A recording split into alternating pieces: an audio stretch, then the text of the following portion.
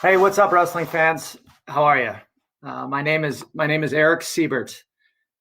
I'm a former wrestler at the University of Illinois in the late '90s.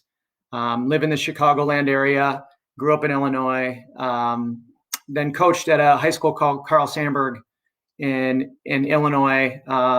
Pretty prominent high school, and I'll get into a variety of different things today. We're not going to do anything physically in that regard. And I know that on this program, that's kind of been a little bit of a part of it here and there, where we're doing some shadow wrestling movement, and push-ups, sit-ups, etc. I kind of wanted to maybe talk about some variety of different things in our sport, and kind of just talk about some psychological aspects, some mental aspects, some things that I discussed a lot with my former athletes and teams.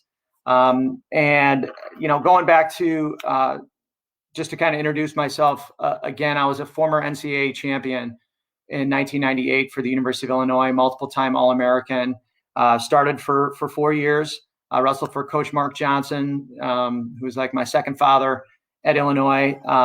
Again, went to high school and grew up. I actually wrestled for my dad. My dad was my high school coach too, which I think is kind of an important factor. But after college, I began coaching at this school, Carl Sandburg High School, and I coached with a very well-renowned wrestling coach named Mike Poles, who's in the Illinois Hall of Fame and a very legendary coach in the state of Illinois. We coached together for 20 years, and for 10 years, I was his assistant. And, for 10 years, he was my assistant. We switched, roles, if you will. But we coached alike, and we had the same mentality. And, while all of those things lined up, it was, also important to have kind of different thoughts. So while we were, I don't want to say carbon copies of each other, what we brought to the table, we still had the same mind frame, even if it may be different from one another. And who you surround yourself with as coaches, and again, this is maybe a point to the coaches out there, is really, really important. Through the years, through the 20 years together, we won 5 state titles in Illinois. We've been ranked in the top 20 high schools in the country 8 different times. We were in the top 20, so that's quite a bit. We coached 19 state champions together in 20 years. We've had several All-Americans that have gone on to Division I, and we were proudly sitting in the audience watching, John Morrison, Brandon Preeson, Conrad Poles, Pete Friedel, and more recently Ricky Robertson and Patrick Bruckey, who now wrestles for Princeton.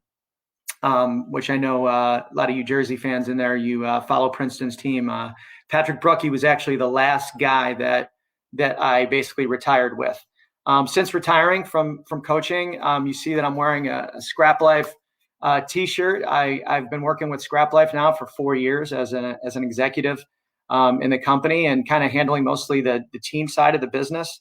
So I know, for those of you watching who are, big into gear, big into, guys like David Taylor or Bo Nickel, Anthony Ashnault, McKenna, all of our guys, Nulf. We've really grown a really cool company. We've released our wrestling shoe, the Ascend 1, recently, which the feedback has been incredible. So if you're looking to get that shoe for the upcoming season, it's going to be something that you're definitely not going to be disappointed. You're going to love this wrestling shoe. Again, I guess that's kind of me and my background a little bit, where I've come from. And I've learned a lot. I've been involved in this sport my whole life, like a lot of you have.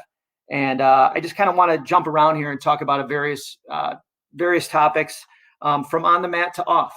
And, wrestling is such a personal sport, and it's, as you well know, it's the hardest sport. And as my dad used to tell me all the time, the highs are never so high and the lows are never so low. And I don't care who you are. I don't care how successful you are. I think we can all relate to that. And,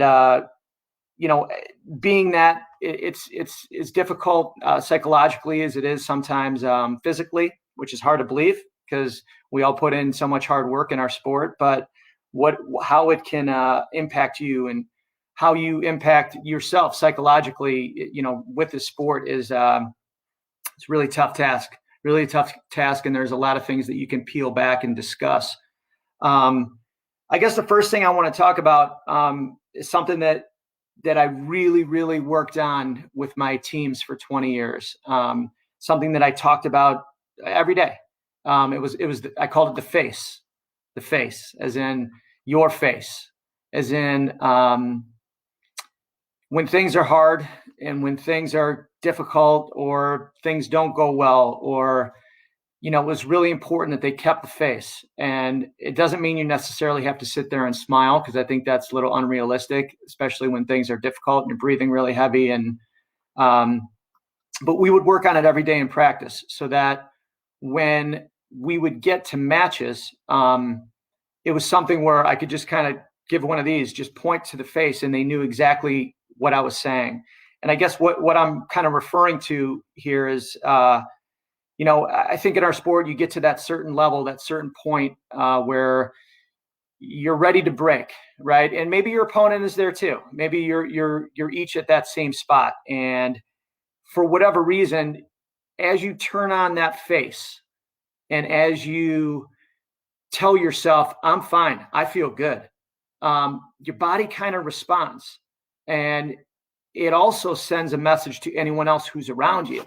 They look and they say, man, look at that kid. He's not even tired right now. Well, the fact of the matter is, you could be dying on the inside, but you put on that face and you make sure that you make sure that nothing can touch you at that moment. And it's almost like you're tricking, not only you tricking everyone, but you're almost tricking yourself a little bit, because the normal response, oh my God, I'm so tired. And again, as a coach, I would push my guys in a practice room to get there right at the end of practice, right when everyone's exhausted, and now we're running sprints, and now we're getting back with our first partner, going back to our second partner, back to the wall. Here we go with sprints, back to squat jumps, back to this, push, pummel, knockdown, hand fighting drill. And as a coach, I don't want to say I'm necessarily training them physically. I am. But to me, it was all about that mental side, that mental approach of, I want to get you to the point of breaking and then see how you respond. And your face tells me everything I need to know. And I used to beg my team, like, hey, I want you to break me. So at the end of the day, when we're lining up for sprints and I'm asking you to go back to your next partner and doing this, and you're ready for the day to be done, and you're looking at me and you're going, okay, coach, what's next? Now, I know how you feel physically, because I've just done everything in my power to break you for 2.5 hours. But you're breaking me because I'm realizing I can't break you. And as a coach, as I'm putting him through that, it was something that we talked about. Show me in your face. Show me in your face. And as that relates to competition, so as you work on this, not something you're going to be good at immediately, because I think all of us have that, we all have that same tired face where, we're breathing heavily and we look a little bit dejected. But everybody sees that. Officials see it.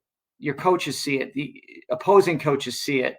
And most importantly, your opponent sees it. And I want my opponent to look at me and be like, wow, that guy doesn't get tired. Again, he doesn't need to know what really is going on inside me, right? But my body language and my face tell the story. And I think that's something that, again, it was something as a coach that I really preached and stressed. And we did it every single day. And again, every day it wasn't about necessarily breaking the guys down in practice, right? I think you learn to train intelligently, where you're not pushing to a 10 every day as a coach and just, running your team into the ground necessarily midway through the year. And I don't believe in that. There's a tapering, and there's some, you got to build them up, break them down, build them up, break them down. And as you're going through those trajectories in the season, fully knowing that at the end of the year is when you need to peak. There's certainly going to be your days when you're going to need to push. And there's going to be your days when, as a coach, you're going to okay, maybe I need to dial it back a little bit. But it was something that we discussed. every day. And that I found to be very, very important. And it gives you confidence, right? If you get to almost master this skill, and then all of a sudden, you find yourself in that 3-2-5-4 dogfight, 30 seconds left in the match. You feel that pressure. You're seeing the black spots in the gym a little bit because you're that tired, but all of a sudden you're able to focus and concentrate on your face and your body language, and you dial it in. I think that is, just a vital technique and aspect to a psychological approach. But again, it takes practice, and you got to practice with it. And then, as it transforms onto the wrestling mat, I think it can have a major impact to who you are and what you're doing. So kind of moving along to the next kind of topic here is, I'd like to talk about some kind of mat strategy things. And this is more, and again, I would talk to my team, and I would discuss, like, hey, when it's 70 degrees and sunny, everyone feels like they're ready to go, right? They feel good. When things get hard is when you're going to be tested. And that's when we can see if you can actually utilize your brain. When you're at that point of being that tired, can you think clearly? Because as the body gets exhausted and you have nothing left to give, and you have nothing in your muscles, and you're seeing the black spots in the gym, you can't even gasp for that next breath. Going back to that face and feeling that, but can you strategize on what you're supposed to do when you're winning 3-2 late in a match, or as you're taking yourself through the match? Like, are you able to concentrate and focus at the hardest times? Again, it's easy to concentrate and focus when it's 70 and sunny, but when it's negative degrees and there's wind chills and you're wrestling outside and you have to get up for a 2 a.m. weigh-in and you're wrestling at 3 a.m., can you focus then? And I think that as you continue to practice that, all of a sudden these things become more automatic and a little bit more clear in your mind. And I'm just going to kind of just randomly jump around here and kind of talk about things, but one mat strategy item that we really discuss and just pound guys with are end of periods. And we've been on the receiving side of both. There's nothing worse than when you get scored on right before that buzzer goes off in the first period or in the second period. It leaves a very dejected feeling, because if you got scored on, you got taken down right at the end of that period, you did not have that opportunity for an escape. And, that 2-point takedown was every bit of that 2 points, not necessarily one, because if you got taken down and I got my one, essentially he got 1 point there. And I think that's, just numerically, it's really important to strategize and think about that. So at the end of periods, it's such a key moment in all of wrestling on every single level: high school, college, youth, international. The end of period score is really, and again, maybe it's not quite as important internationally because you're not necessarily fighting for that escape, but at the same time, it leaves you psychologically a little bit different heading into that next period. So we would really discuss talking about 20 seconds left. You would hear your corner, hey, 20. I wanted to let them know that exactly where they were at. So with 20 seconds left, try to time a good shot. Don't just shoot to shoot, because then all of a sudden you might get scored on, and we cannot afford to end a period on the bottom. Cannot afford. If I get scored on, I get scored on. If I get taken down, no problem. I'm going to get up and get my one, but I got to do it before that buzzer rings. I cannot end a period on the bottom. It has way too much impact on what will end up happening regarding the outcome. Okay. It's such a strategical, massively important thing that I feel like is overlooked a little bit. I feel like it's not necessarily discussed like it should be. And again, there's a psychological aspect to it as well. You get scored on to end a period, and it doesn't feel so good heading into that next period. So with 20 seconds left, you hear from your corner, 20. Now, essentially, I'm giving you the time frame, yes, but also at that same time, you got to time one good one. So it's that right pull, it's that right positioning. I want to make sure that I have all of my setups, my motion, my hands, my feet, everything are tied together. So I'm maybe going to hit that bread and butter with 20 seconds left. One good attempt Don't just give me an attempt. It's got to be one good attempt.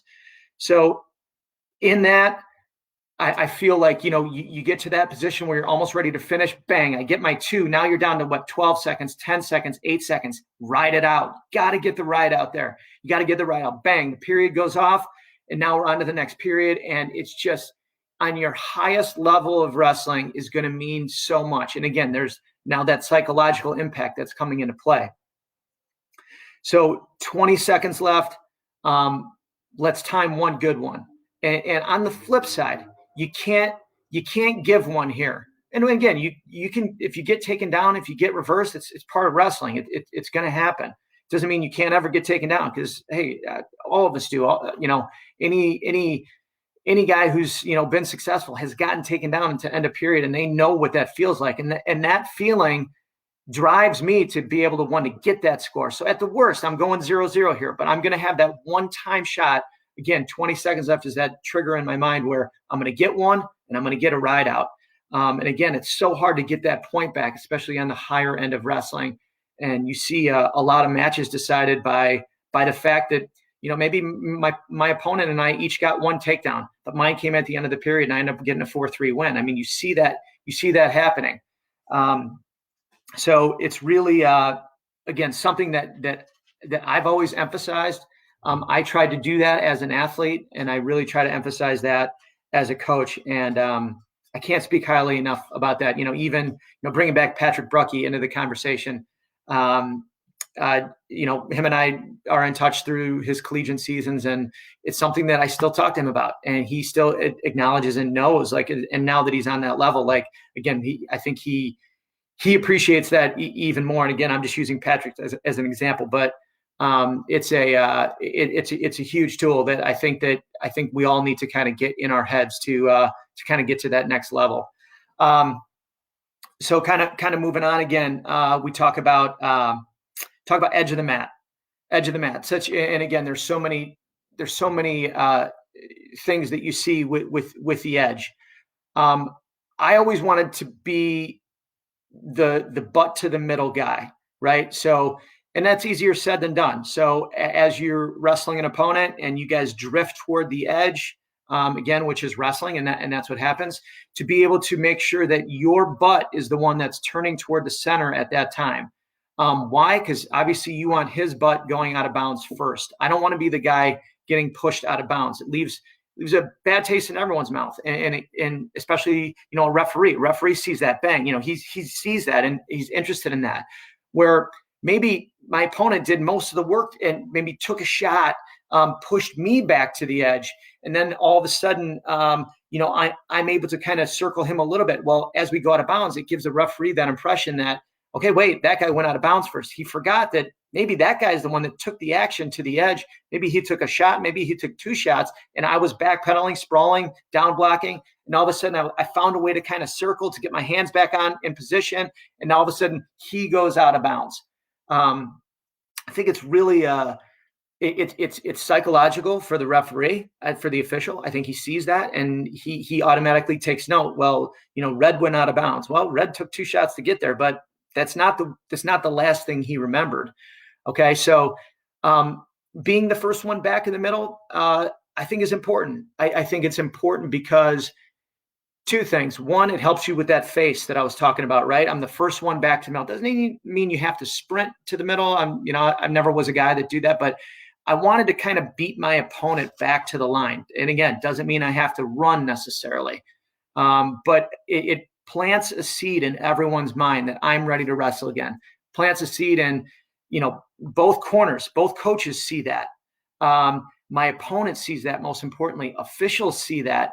Fans see that. And again, with that, I'm back to the middle first. But again, now I have the face with it too. My face, I'm ready to wrestle. The ref sees that. Now I could be, again, exhausted. I could be just ready on the verge of breaking, but I've trained myself to do this. I've trained myself every single day to do this, to have this look, to be that guy that wants to be back to the middle first. Again, there's underlying messages there that are both strategical, maybe from a stalling point, maybe shows the referee that the other guy could be stalling, but also that psychological aspect from not only me gaining that confidence, but also at the same time, really, making my opponent be like, man, I'm pushing this guy hard. This guy, there's no quit in him.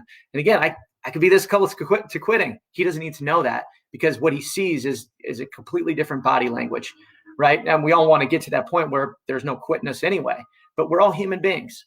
We're all human beings. And every man has his breaking point, but I'm going to push that back as far as I can, because no one's going to know.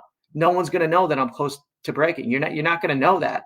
And the more that I can make myself feel that, the more confident I get. The more confident I get in my conditioning, the more confident I get in my abilities, the more confident I can get that it's not just physical. This is a mental game. This is a mental game that I'm playing, and physically I'm putting myself through a very difficult time here, but psychologically I'm able to overcome, and it actually can turn into a physical thing as well. As my face changes, my body kind of believes that. All of a sudden I have an extreme confidence.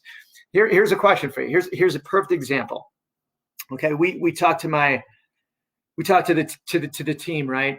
And I asked them. I said, let me ask you a question. All right, why is it when you're winning 3-2, you have never been more tired in your life? Why? Why is that? Why are you have never been, it's 9-8, 7-6, 5-4. I'm holding on to a lead desperately, and I am exhausted. Why is that? But then when you flip that and you're losing 7-6 with 30 seconds to go, you're losing 3-2, you're losing 9-8, time's running out. You have never had more energy in your life. It's amazing the power of the situation right there. It's hard to kind of fathom that. And anyone who's wrestled before has been in both of those situations, right? I've been winning 3-2 before late in a match. I've been losing before 3-2 late in a match. The way you feel physically, physically different is incredible. That essentially your mind in the situation has brought you to the point where it couldn't be more drastic, and you see it physically.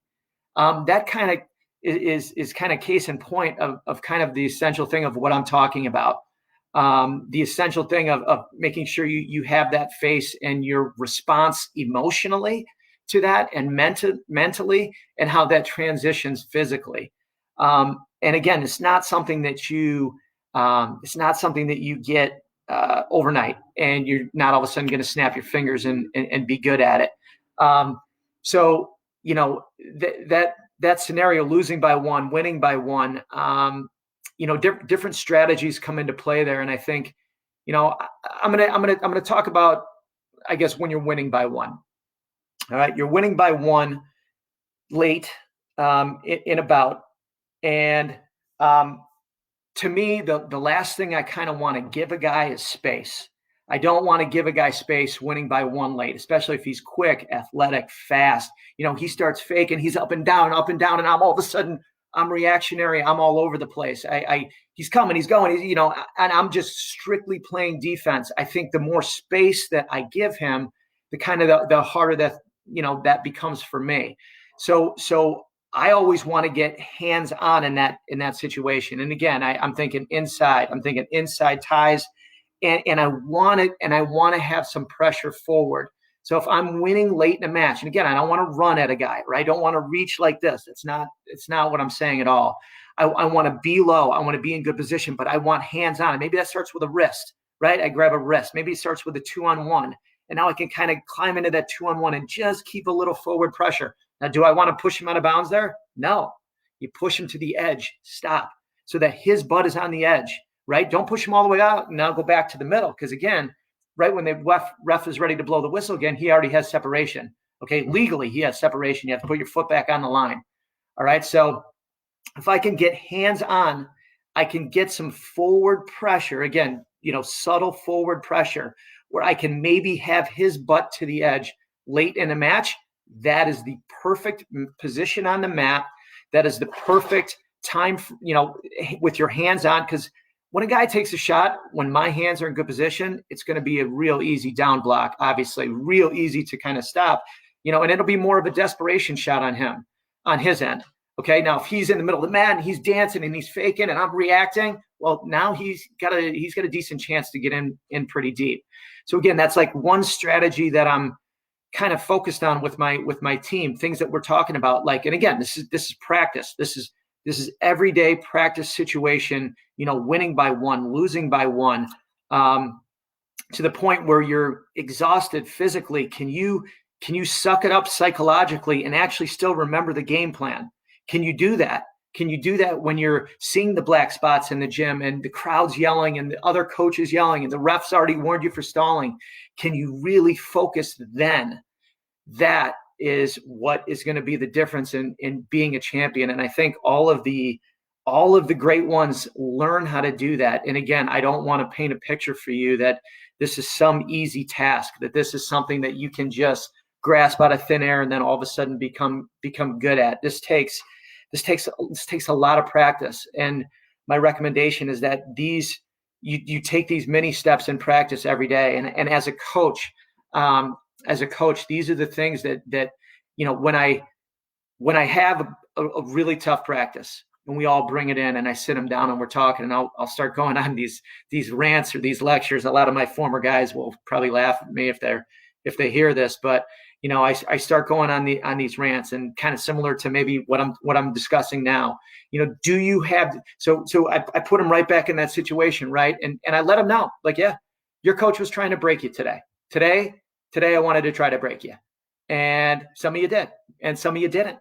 And let's kind of talk about that, and let's try to talk about how we get a room full of guys that your coach can't break.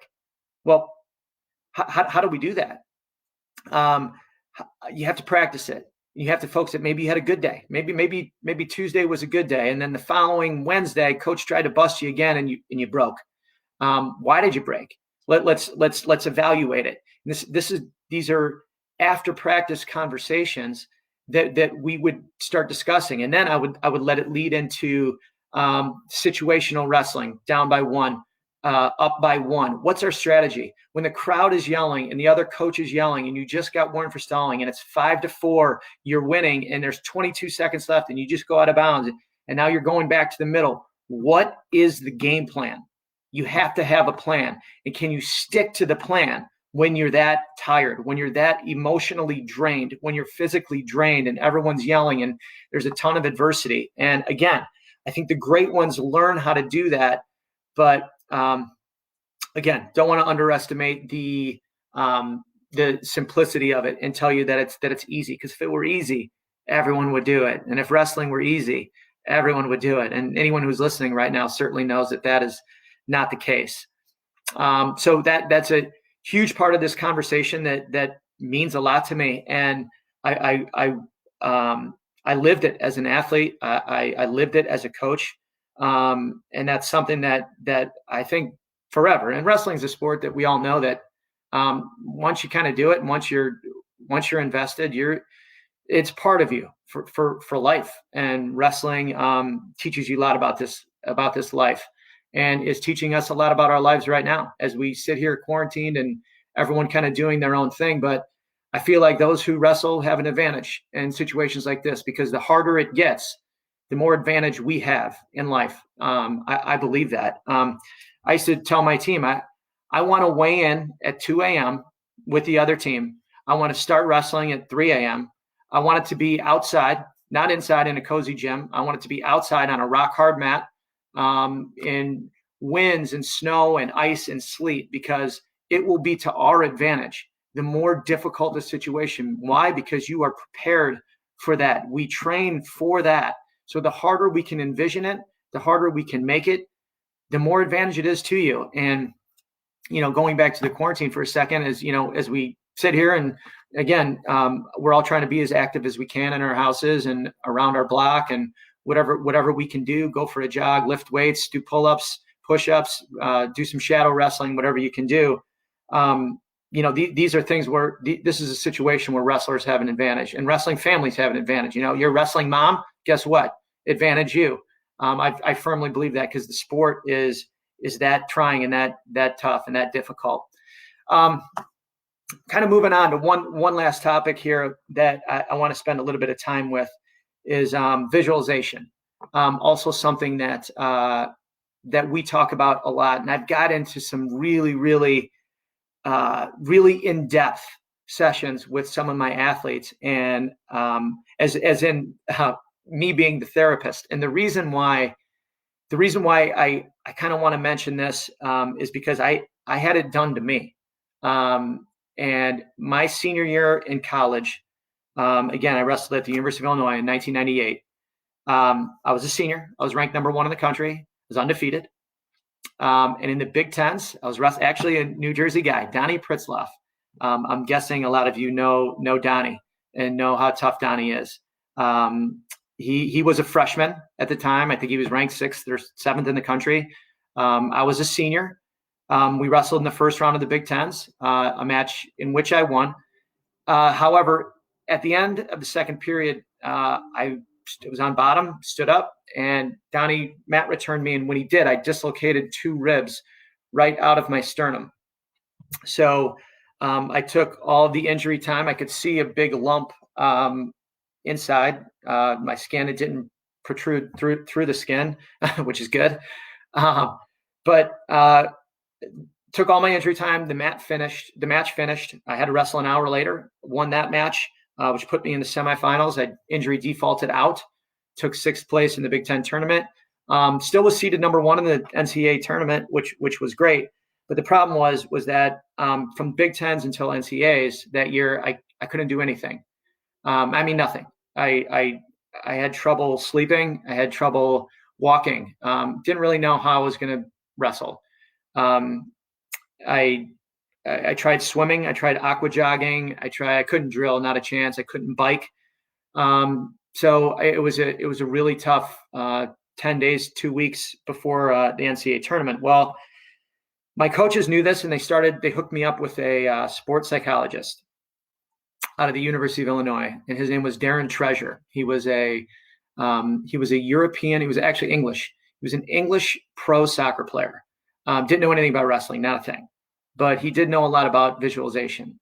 So I kind of was a little skeptic or apprehensive, kind of in starting the process. But we started working on it. We would spend hours a day. It became my practice. I would kind of sit in the sauna and lose a little bit of weight, and then I would go in the and I would go and sit down and speak with Dr. Treasure for hours. And he would have me wrestle the quarterfinals, the semifinals, and the NCAA finals each night.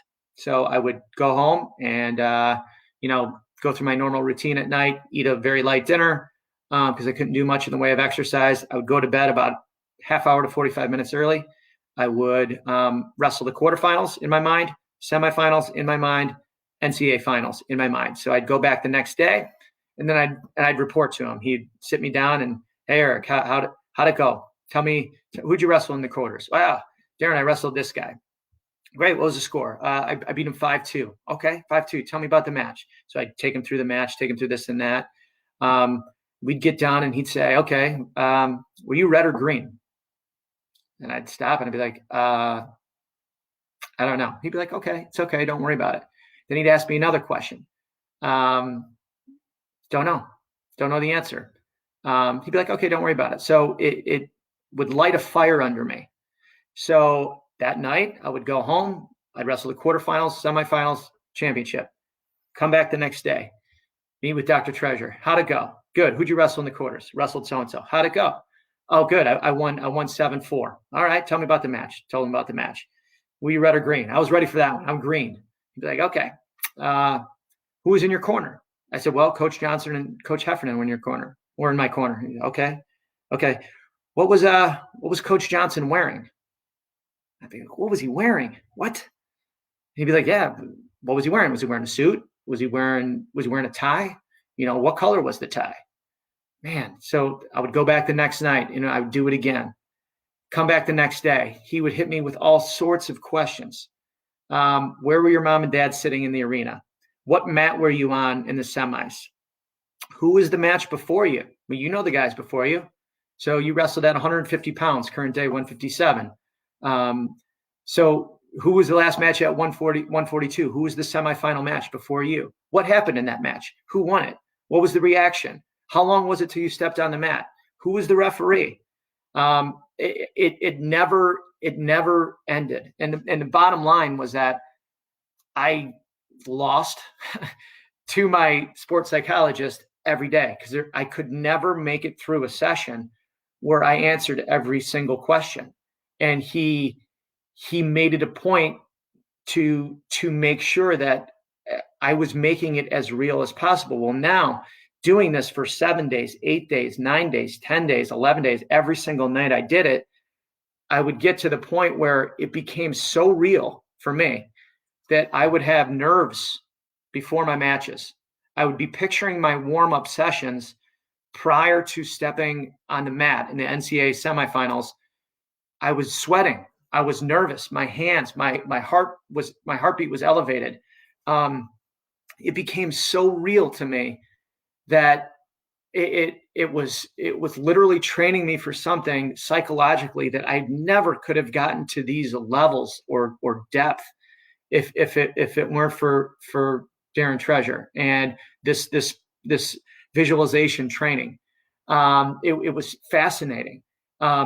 So fast forward to the NCAAs, my senior year. So I get all sorts of injections. I had cortisone injections, and then had basically a shot of lidocaine before every match. So kind of getting numbed before the dentist. Same Novocaine, lidocaine, same type of thing. And I got wrapped real heavy. They would wrap an ACE bandage super tight after I would expand my diaphragm, and they would wrap it super tight. And then I would just go out there and wrestle. And I knew that I was going to be a complete shell of my former self. Everything I had done during the year, an undefeated record, ranked #1, etc. I knew that physically I was going to be a complete shell of myself. So the only way to overcome that was the psychological aspect and the visualization aspect, that in my mind was going to be trained so well that it was going to overcome for what my body was lacking and what my body couldn't really do, that it had done for 5 straight months during the season. But now I knew I needed a different way to the means, and that was it. My NCAA matches were not pretty. Winning 7-5, 4-2 overtime. In the semifinals, I won in double overtime.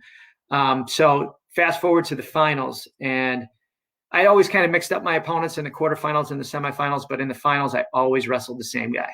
It was always the same guy, Chad Kraft from Minnesota, who was a 4-time All-American, thorn in my side for years. He was a great competitor. He was really, really good, really hard to wrestle. We went back and forth for many years, but I always wrestled him. Well, lo and behold, that was the guy I was wrestling in the NCAA finals. It was the same guy that I dreamt of wrestling a million times. And I don't want to say a million, because that would be a lie. But for 12 consecutive nights, I wrestled him in the most intense setting without having gone out there on a mat that you could possibly ask for. And we all get nervous when we wrestle. Anyone that says, I'm not nervous when I wrestle, I'm not sure you have a heartbeat, because I think we all did. No matter if you're David Taylor or Bo Nickel or who you are, everyone has those nerves that they have to deal with. And the bigger pressure moment, the more nerves you may feel. That's again, we're human beings. That's a very human value that you can't just say doesn't exist. But here I am wrestling in my last match. I knew it was my last match of my career, NCAA championship, as a senior in college, and train your whole life. And here I am with these dislocated ribs, and I have to go fight my arch nemesis in front of a very large audience. And for whatever reason, I had that sense of very calm, because I had wrestled this match so many nights in a row, because I made it so real for myself as I was training my mind, because I couldn't train my body. I made it so real for this that I felt really, really prepared. And again, wasn't necessarily the most pretty match. I won 7-3. It was 5-3 late, and he, I think, tried it like a desperation move. But winning that match, I just remember kind of just standing up and raising my arms. And I don't want to say it wasn't a big deal. It was the greatest moment for me individually anyway in the sport, not necessarily team wise, because team wise, winning state titles in high school, I can't, I love winning as a team. I'm a team guy. Winning individually, I just remember kind of just, it wasn't, I don't want to say it wasn't a big deal, but I had done it. I had done it 12 nights in a row. So it wasn't anything different than I thought it was going to be 12, 14 consecutive nights, because that's what I was training for. And that's what I just believed in. So, anybody, any moms, dads, coaches, maybe listening to this can maybe look to apply this and even if you don't, and even if you're just just a wrestler and you're listening to this, it could be something that you push yourself in a different way. And again, this is stuff during a quarantine that maybe you could get good at something that you would have never gotten very good at, but you did it because you worked at it and because you tried. So huge believer in visualization, huge believer in the mental side of this sport, because of its difficulty and because of its grueling nature. And again, and not just physically, it could be injury wise, you could be sick, you could have a bit of a weight issue that you struggle with weight over a course of the season, which hopefully isn't the case. But this sport isn't for the meek, and it's not for everyone. Sport isn't for everyone. It's gonna test you and try you in ways that other things just don't do. And again, that's what makes us the most prepared people, I believe, for the hardest of situations. I'll take wrestling and wrestler families, wrestling families, every day of the week. Those are the people I want to surround myself with, because they're the best people. They're the strongest people. And I know we can get through pretty much anything together. Thank you for hanging in there with me for the past 45 minutes here. I'm not sure if there's any questions out there. I have the live feed. My buddy Jason Cole, Coach Cole, how you doing? Miss you, buddy. Hope you're well. Hope you and your sons are doing well. Great coach, Council Rock, PA. Great program, great coach. But happy to take any calls or any messages that you may have for me. I'll be happy to try to do my best to maybe answer anything that I might be able to help with.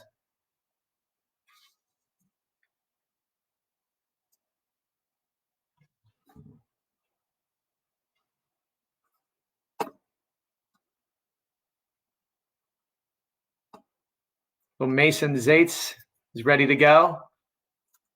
I see that.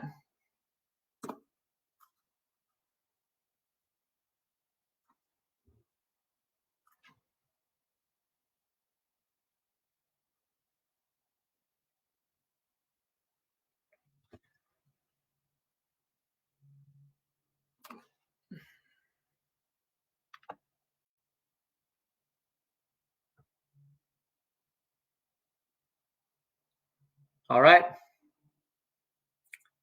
I appreciate it, guys. Thanks for hanging in there with me. Got a question from Chad Wivel. Any guidance on structuring practice, technique versus strategy? That's a great question, and yes.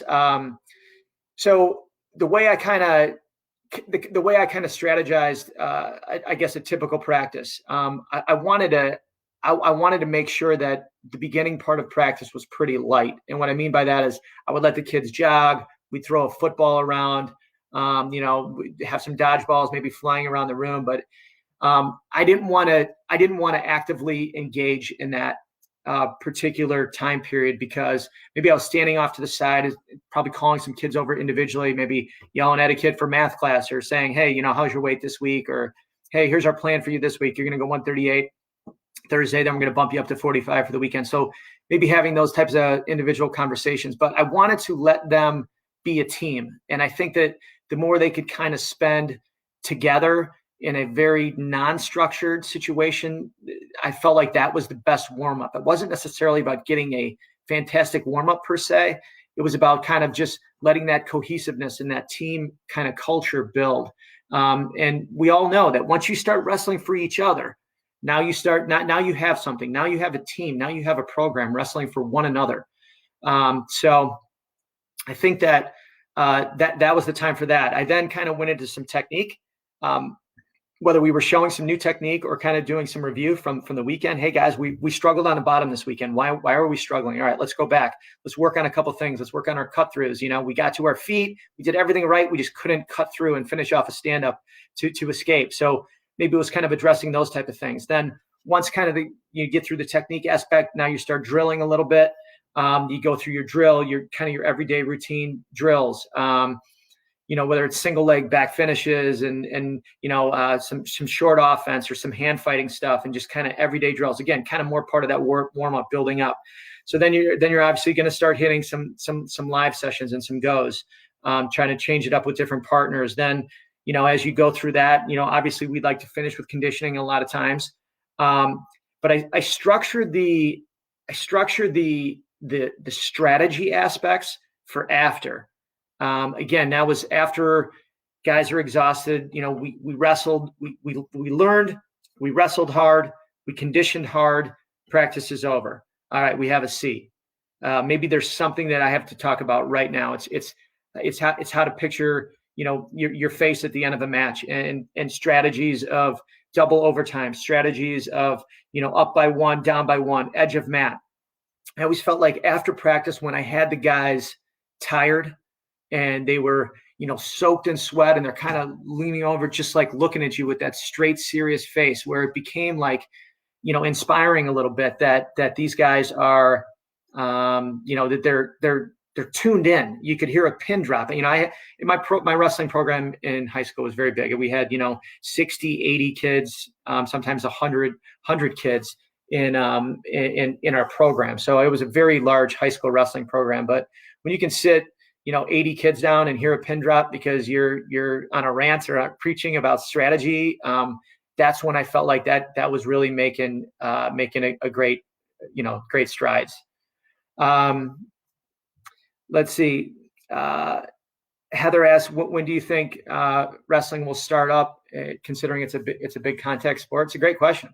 At Scrap Life, we talk every morning, and it's a topic of conversation every morning. And I don't think there's really a right answer. I think what I can tell you is that what my guess would be is that as soon as some of these restrictions are lifted, I see wrestling people being very eager to be the first back in there. It's almost like we're necessarily not scared. Maybe wrestling people are a little bit crazy. I don't know. They think, they, for whatever reason, we're just, we put ourselves at risk anyway. It's not only a very physical sport, but there's all kinds of skin infections that we risk. There's close contact health issues. Again, the sport is not for the meek, and that's what makes wrestling special people. So I think that, to answer your question best I can, I think as states start to maybe go into some sort of, revisiting getting back in there and opening businesses, I think as soon as that first wrestling club opens up, my guess is it's going to be a crowded house, because I know wrestlers are anxious to get back at it. That's just my opinion. Again, we talk about it all the time, and I don't think there's really a right answer there. I got a question from Howard Forrest. Why is Illinois so good in freestyle and Greco in comparison to other states? Especially when comparing to folk style, maybe. I mean, Illinois, New Jersey, PA, you're talking about some of the Ohio, talking about some of the best states in wrestling. I think, to answer your question in particular, I think the freestyle and Greco system that we have in Illinois, from the executive boards on down, are super, super organized. We're very clean on, kind of that USA Wrestling hierarchy of, here's when we host these developmental tournaments, and everyone's kind of on the same page. So I think, to answer your question, I think that would be kind of the short answer. I think we're good, because our freestyle and Greco USA Wrestling is very universal. Whether you're in Southern Illinois, middle Illinois, or near the Chicagoland area, I think everyone understands that this is how this is how you get to be kind of next level good. Is we have to be on the same page, and the more you're on the same page, I think that you start to find success when people start running around kind of doing their own things. obviously some people are going to have more success with that than others, and it's kind of not a universal movement kind of moving forward. So it's very structured as far as our training camps, heading into Fargo, heading into the duels. The coaching staffs that we have are, we have a lot of the best coaches in the state of Illinois that want to step forward and be on that team. And we'll also like pick in some guys that are fresh out of college, or, that are All-Americans or NCAA champions, and they want to jump on staff. Steve Marinetti is a guy, perfect example in Illinois, where former NCAA champion from Illinois, where he's on the staff. Even though he coaches Division III at Elmhurst College in Illinois, but it's very structured. You have some of the best coaches and former best wrestlers that all kind of have one voice, one vision moving forward. And, I can't really speak for other states regarding how necessarily organized or unorganized they may be per se, but I can tell you that Illinois is super organized. And I think that's a huge reason why we find success on that level.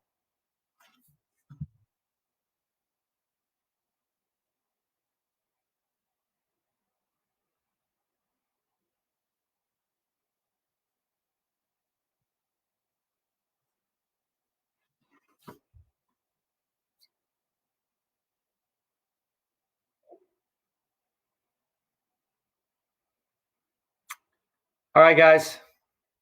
Looks like that's about it.